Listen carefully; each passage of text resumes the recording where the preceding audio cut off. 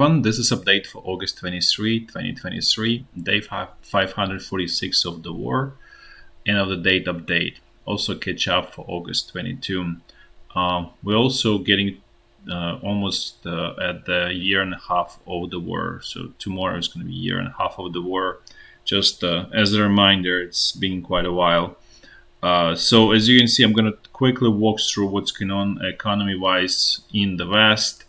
And then we're going to switch to Ukraine and Russia, and I'm sure people are excited to learn what's going on with Wagner Group and so on. So first is what one would like to say is that looks like West is sinking decisively into recession, depression. Don't know what's going to happen, but definitely shrinking economic output. First, let's look at the U.S. There was, and this is obviously forward-looking. This is leading indicators, and this is a surveys. So if things change, they may change. But if, let's say, I would extrapolate in linear fashion, which is, as I said before, not exactly correct, but I don't see a reason that things somehow going to get better in terms of interest rates will probably remain high, and economic policy are not changing anytime soon. So there is no reason to expect that things are going to get better. So let's just start with the U.S. So there were like three indicators that came out. First, couple were from S&P. So this is services and manufacturing PMI. It's a purchasing manager index. This is for August. The importance of services specifically for US is because services essentially a majority of the US economy, as manufacturing is extremely small. Don't remember exact numbers. I probably eventually will look it up, but I don't think it's more than 15%, and services probably basically majority of the US GDP. So in other words, this is reflective of where US economy is going to be heading probably in Q3, and probably into the winter. So first of all, as you can see that services are on a downward trend. So from 52 to 51, it just one step away from outright recession in the services sector in the US. It's still technically in expansionary territory because it's above 50. As mentioned before, above 50, it's positive. The services are growing, and if it's below, it's negative, it's shrinking. Well, not just services, but in manufacturing. Manufacturing, as you can see, took a sort of leg down in the US from 49 to 47. So again, doesn't look like there's any kind of manufacturing renaissance. There's also was number from Richmond area Fed, which is this one here, which does have some actually manufacturing in North and South Carolinas. There's some in West Virginia. So there's some manufacturing. It's not sort of the most representative, but nevertheless, here there's a little bit actually bounce, as you can see, but overall situation is in the negative. And I just want to highlight the situation with the services for the US, because that's the most important actually part from the US for the US. So as you can see, in July it dropped from 54 to 52. So this is, and now we dropped from 52 to 51. So as you can see, it's very sort of very clear downward direction without any sort of jumps up or anything like that. So sort of we're looking straight down the sort of recession down the road, unless things change, as I said. Now let's look at the same situation in the UK. Again, the same S&P manufacturing and services. In the UK, situation is worse. As I said before, UK is going to suffer more than, let's say, US, and both parts of the economy are firmly in a negative here. or turned into negative. Services went into negative in the UK, which I also believe there it's lion's share of the economy is services. Similar to US, not as sort of as one-sided, but nevertheless. However, the manufacturing went down even more, and as I said, services turned from positive to negative in the UK. So really probably means if not Q3 GDP is going to be shrinking, then probably Q4 GDP is going to be shrinking in the UK. Then similar. Let's just look at similar numbers for France.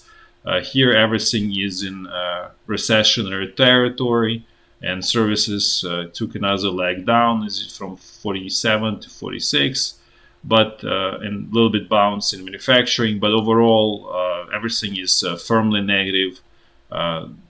Shrinking economy in France. Now let's look at Germany. Here, manufacturing basically a little bit bouncing, but still in very, very negative areas. You can see other countries that we went over didn't have as negative numbers as Germany.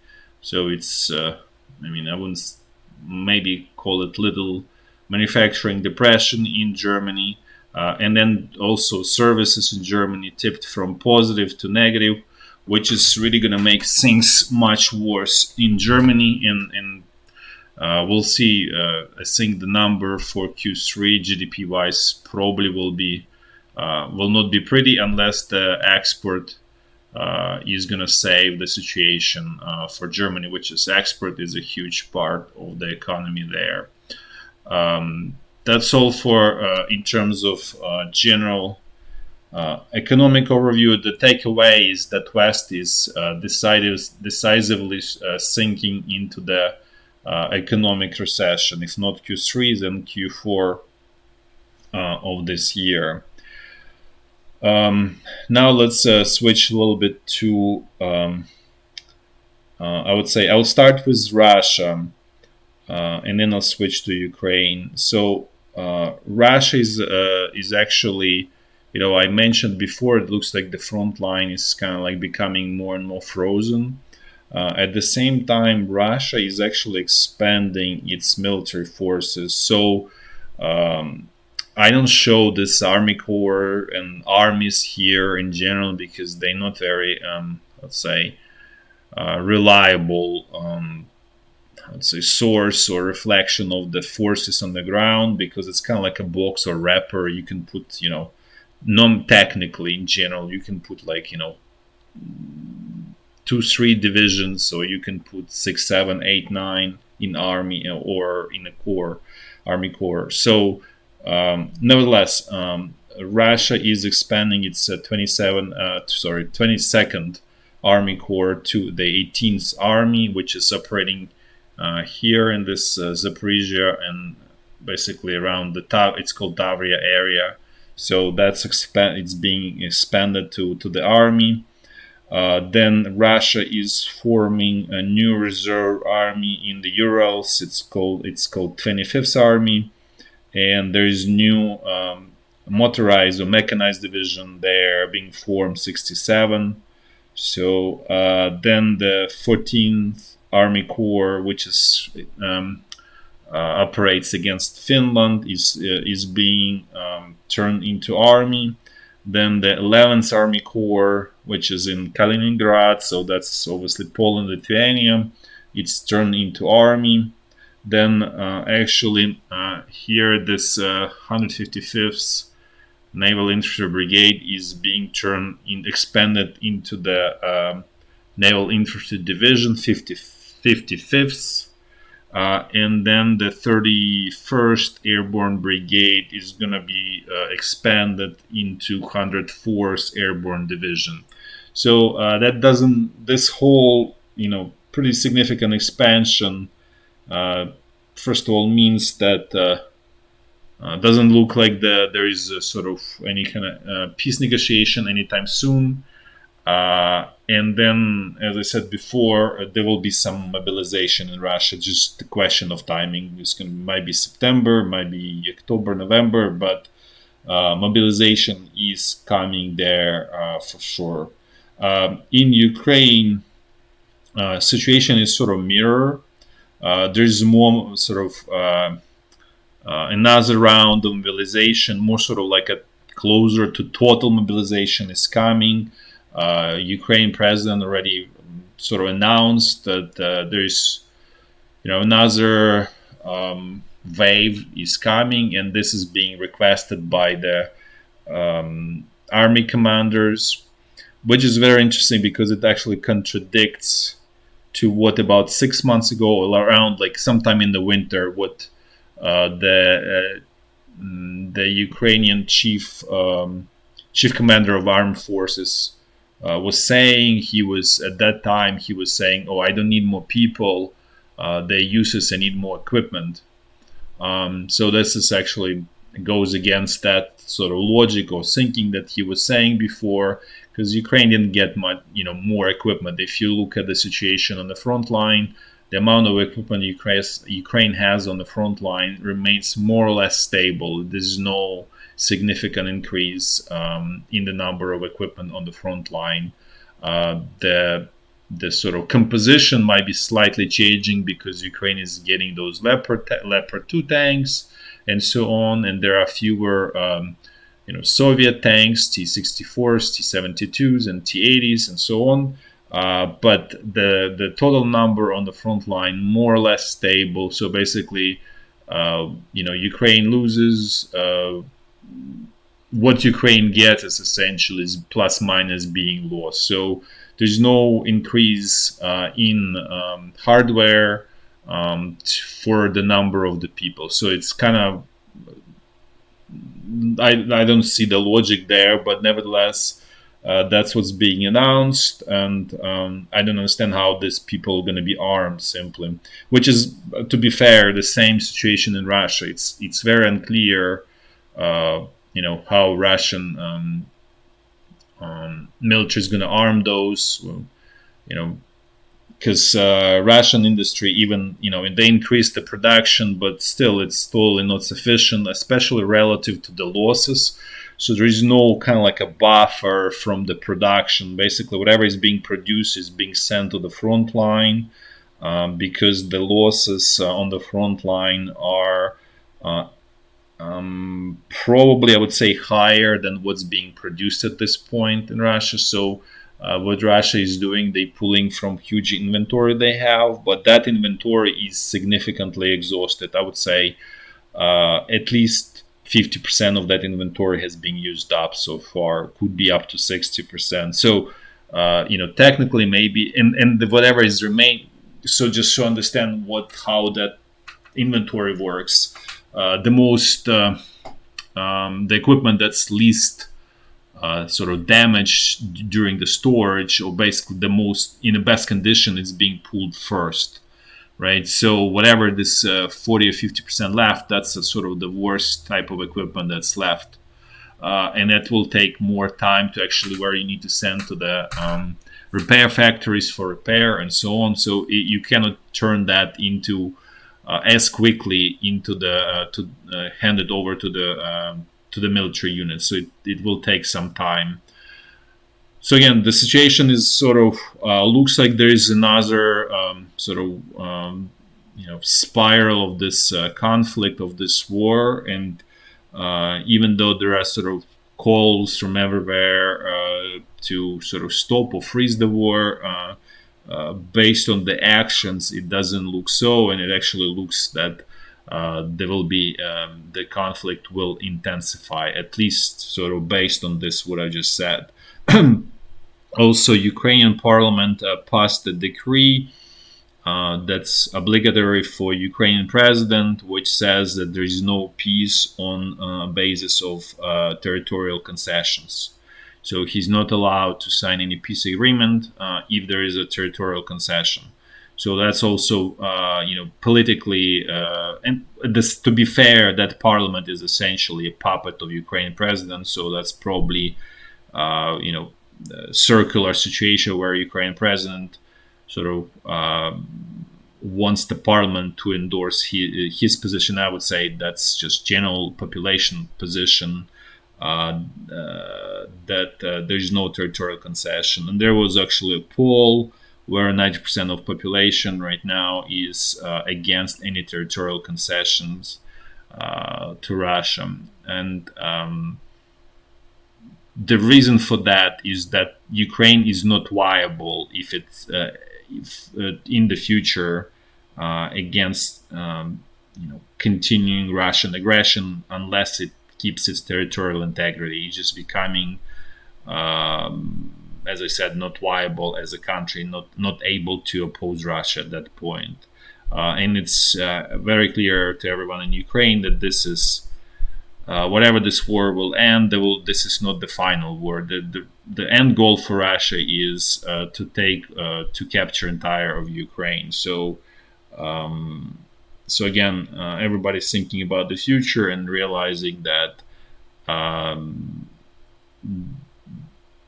in order for Ukraine to survive, it needs to keep its territorial integrity. Now switching a little bit to more economic situation in Ukraine, or general kind of like around the economy. So Ukraine has started to actively importing electricity from Poland and Romania because the power generation is extremely damaged. This is going to be another big drain for Ukraine and for financial support of Ukraine, because that really means buying relatively expensive electricity in the West, where the West itself is not in the best place, and it is expensive there because it is alternative energy for the most part. So that's another sort of negative for Ukraine, and generally it increases cost of supporting Ukraine for the West. On the positive side, Ukraine actually has larger grain crop than last year, thanks to good weather conditions. Actually, the area under the crops shrunk by at least 1 million hectares, but it was all compensated by the great weather. So the actual crop, the size of the crop is a little bit larger than last year, and it's 76.7 million metric tons. So the only problem is exporting that all of that harvest. Russia was again attacking Ukrainian ports in the Danube River Delta. Again, damaged a couple more terminals there, grain terminals, destroyed them with grain. So, as I said, this is very deliberate and calculated attacks, and actually the goal is to create as much damage to Ukrainian economy, to the only viable and value generating sector of Ukrainian economy that brings actually money into the to people. First of all, that's the most important part, and also to the government. And so far they are step by step, but succeeding in this direction, unfortunately. Now and again, as I said before, the whole goal is to increase the cost of financial support of Ukraine for the West, in the hope that will create political problems in the West, and will the opposition will force abandoning support of Ukraine. Now let's switch to the walk through the front line. I'm going to do it in a clockwise fashion, as I always do, starting from very north. So the situation along the state border is, let's say, stable.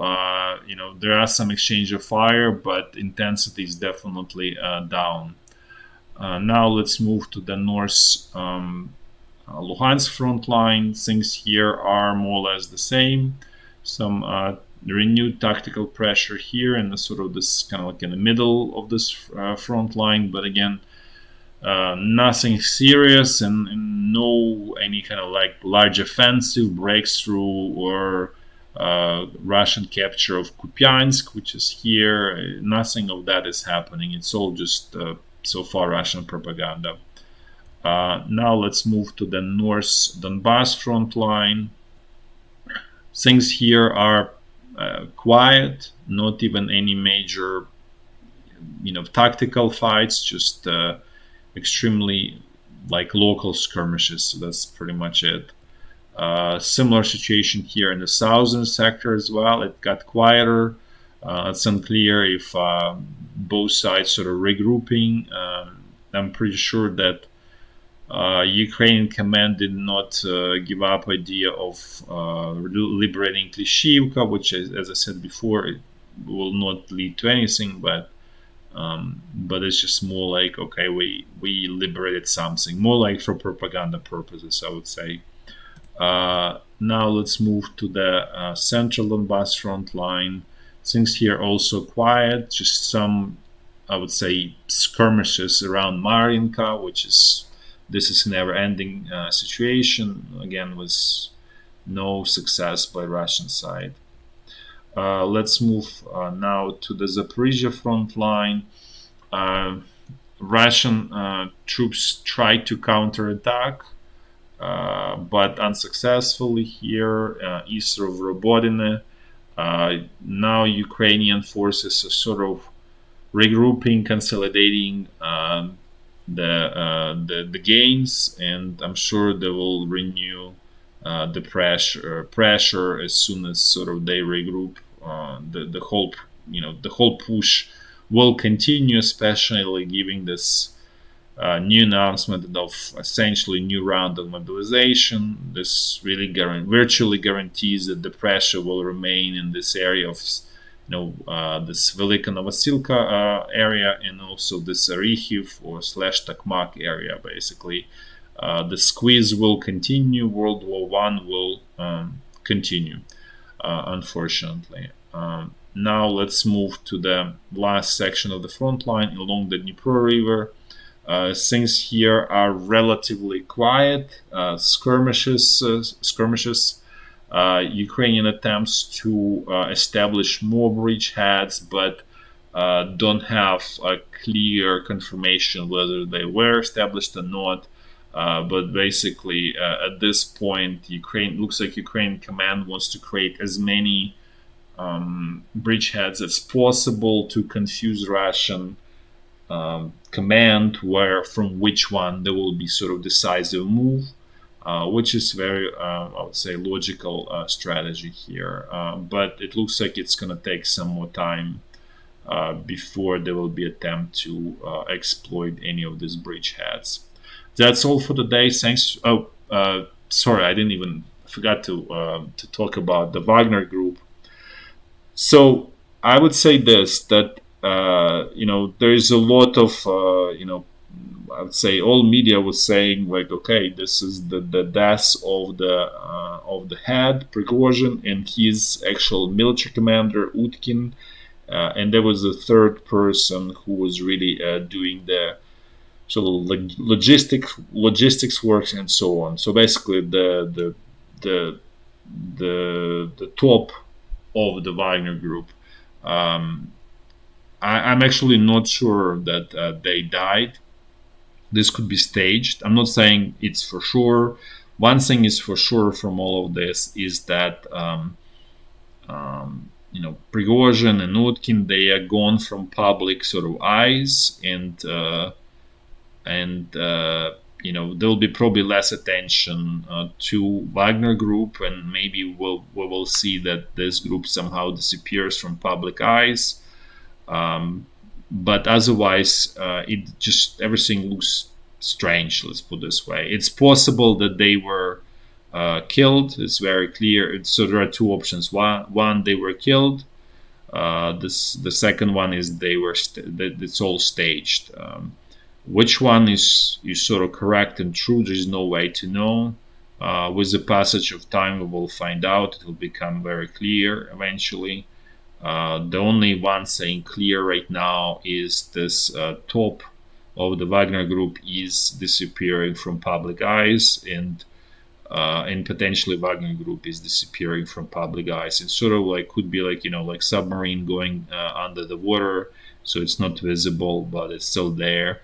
But again, as I said, there is no way to really confirm or to be sure which way it went at this point. So that's all for today. Thanks for watching. Until next time.